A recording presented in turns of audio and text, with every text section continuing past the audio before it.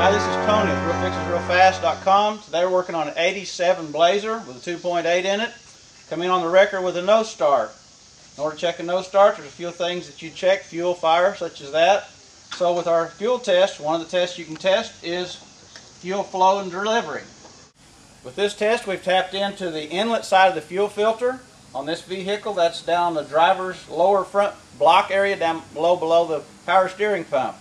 So we've got to check it. We're going to see what flow and volume we've got here. Okay.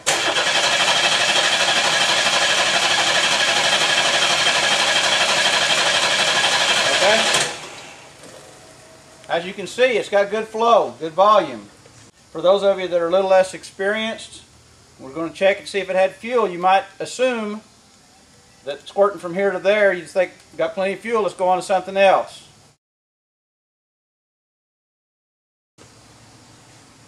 If you're a tech, you're going to check fuel pressure and flow.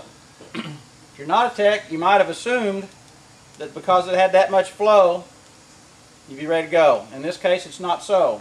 We went ahead, as a tech would, went to the next information, give us the testing that we needed, and we're going to see what the actual pressure on this is.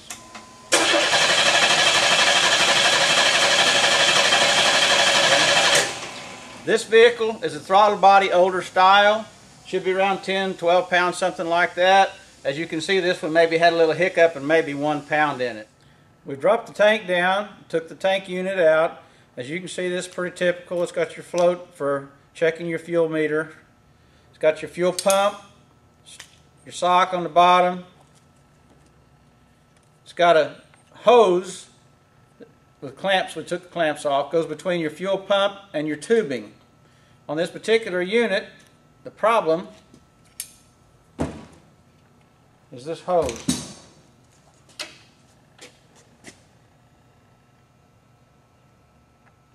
As you can see, it's got a split in the side.